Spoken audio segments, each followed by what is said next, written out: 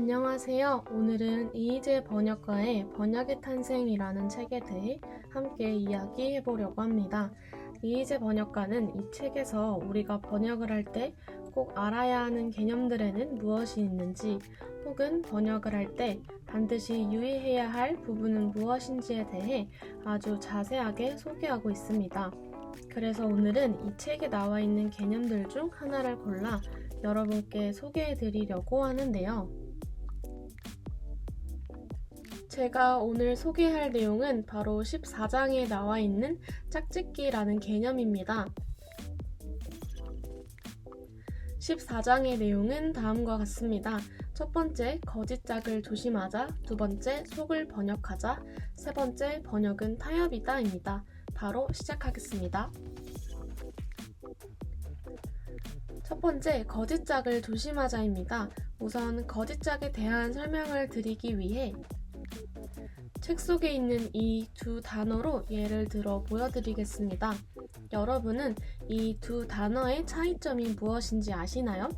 겉으로 보기엔 두 단어가 굉장히 유사해 보이는데요. 일단 힌트를 드리자면 왼쪽은 영어이고 오른쪽은 프랑스어입니다.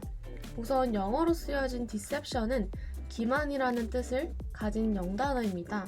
그렇다면 오른쪽에 쓰인 이 단어도 왠지 기만이라는 뜻과 비슷한 의미를 가지고 있을 것 같은 그런 추측이 듭니다.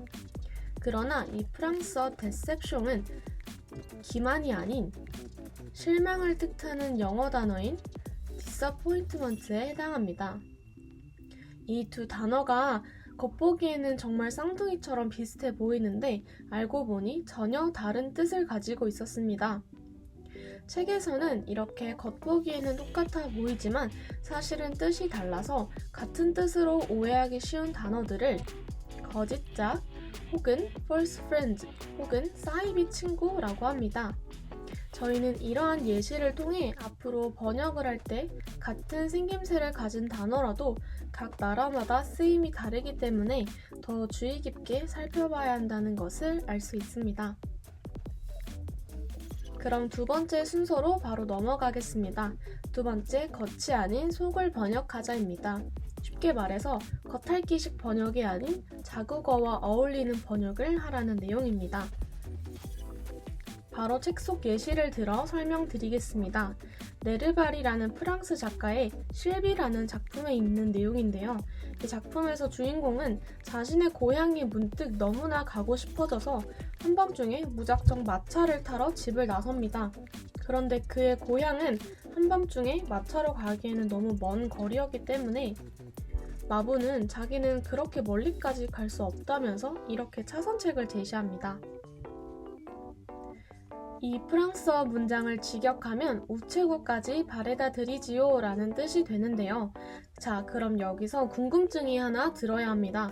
마부는 왜 한밤중에 고향에 데려가 달라는 사람을 하필 우체국에 바래다 준다고 했을까요?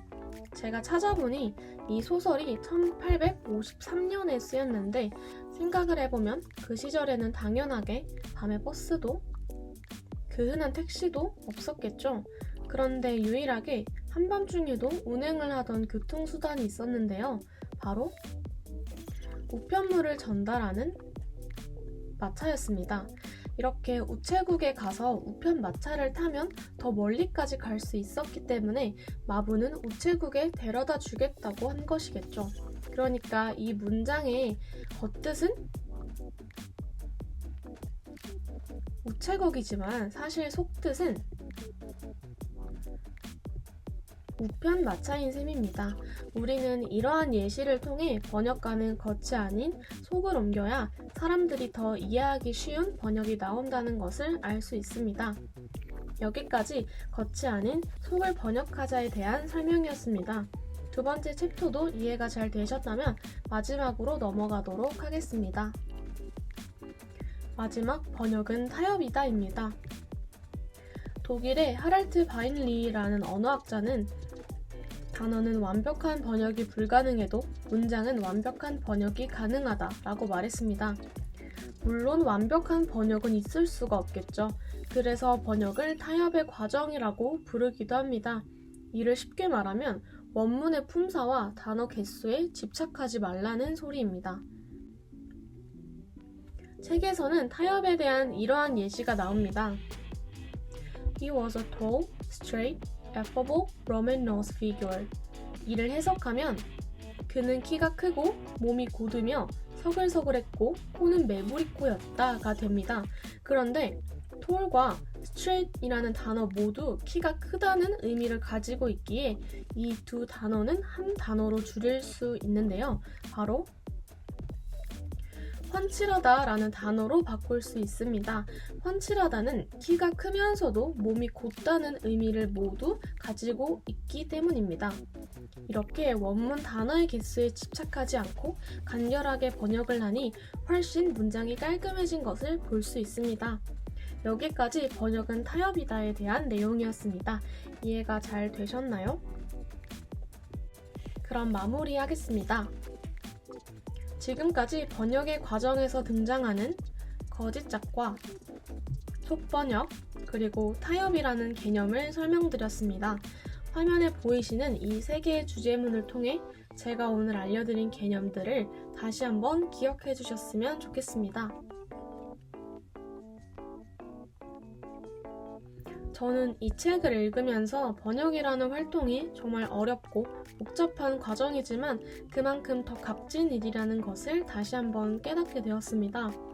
그리고 14장의 내용을 통해 앞으로는 번역 활동을 할 때 거짓 짝을 만나게 되더라도 더 이상 헷갈리지 말아야겠다는 생각이 들었고 이 영상을 만들면서 많은 영어 문장을 만나다 보니 앞으로 번역을 할 때 어떤 점을 유의해야 하는지에 대해 잘 알게 된 것 같아 앞으로도 많은 도움이 될 것 같습니다. 그럼 이것으로 이희재 번역가의 번역의 탄생 소개 영상을 마치도록 하겠습니다. 시청해주셔서 감사합니다.